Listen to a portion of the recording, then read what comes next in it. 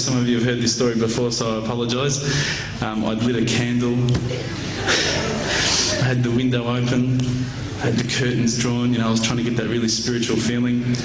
It was a nice summer night in Melbourne, as summer as it can get in Melbourne, and I was sitting there thinking, this is it, this is the night.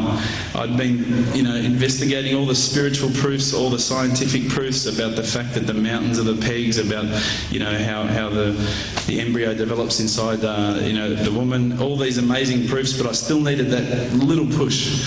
It's like I was on the edge of a cliff, I was ready to jump, I just needed a push. So I was sitting there, it was very quiet. I was reading Quran, and I stopped.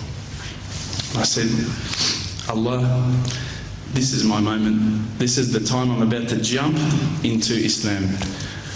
All I need is just a sign. Just a little sign, nothing huge, maybe a bolt of lightning. Maybe half the house could fall down or something, just small. Small for you, man. You created the earth, come on. So I sat there. I was waiting for the candle to start lighting up to 4 metres high like in the movies. And I go, okay, go.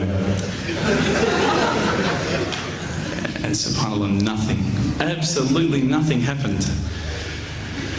I was really disappointed, to be honest. So I sat there and I said, Allah, this is your chance. I'm here. I'm not going nowhere. I'll give you another chance. Okay, maybe you were busy. I know it's daytime over the other side of the world. There's a whole lot of stuff going on. Maybe this time it could just be like a car backfiring.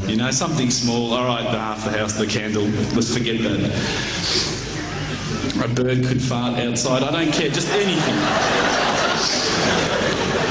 So I said, okay, go. And subhanAllah, absolutely nothing happened.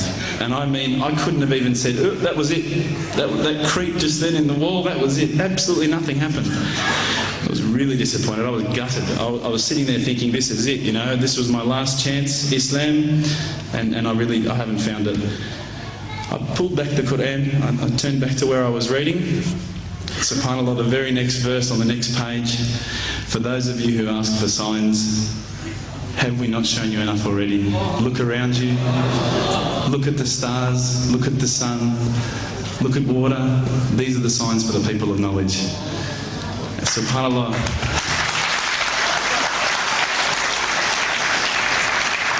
I threw the doona over my head and I pretended I was asleep. I was that scared because I couldn't believe how arrogant I'd been to want my own specific sign when all the signs had been there for me all along. The fact that we have this world, the fact that there is this creation, these are the signs for all of us. The next day I decided this is it, I'm becoming a Muslim. I'd been investigating Islam now for probably about 6 months, to be honest. I went in and I said to myself, this is it, I'm going to make Shahada. I had no idea what I had to say, I had no idea what the words were. It was probably close to Isha prayer, so it would have been, 7, 8 o'clock at night. I went in and I couldn't believe it. There was about 1,000 people at the mosque. I thought, subhanAllah, look at this religion. Look at how strong they are. It was the first night of Ramadan.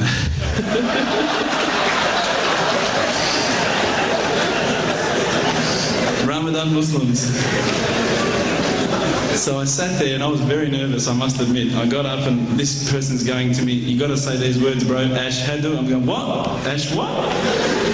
Can't I just say it in English? No, they say, no, you got to say it in Arabic. And I thought, I looked out over the sea of beards that I could see in front of me and I thought, if I get these words wrong, I'm a dead man. Again, I had this fear, And they were staring at me, and I don't know if you know this, but Australians can't stare. Lebanese people can stare. So I was sitting there, I was very scared.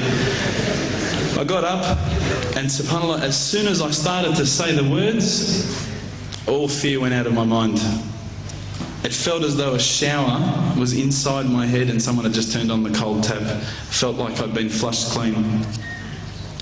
I said the words, and I wasn't expecting so many brothers to come up and yell, Takbir, Allahu Akbar, and start kissing me and hugging me. Now, I'd never been kissed by that many men in my life. But it was a beautiful day, I must admit.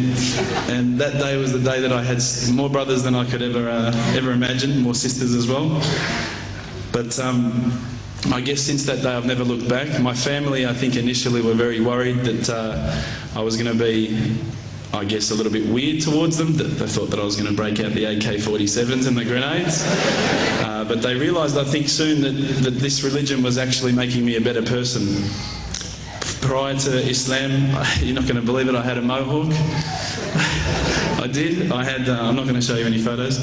I had army greens, I had the Metallica t-shirt, I had the cherry docs. I was shocking, right? I thought I looked great, but I looked terrible. And alhamdulillah, ever since then I look as good as I do now. No, don't laugh, please. But my parents were the first people to actually say to me once, which really amazed me. They said, my father actually asked me for the Quran recently, which I was really happy about. I always thought he'd be one of the hardest people to work on. But he said to me, ever since you've been a Muslim, you've been a better person. You're more reliable. I can count on you to come and pick me up if my car breaks down. Whereas before I'd gone, Dad, I was drinking last night. I don't know if it's still out of my system.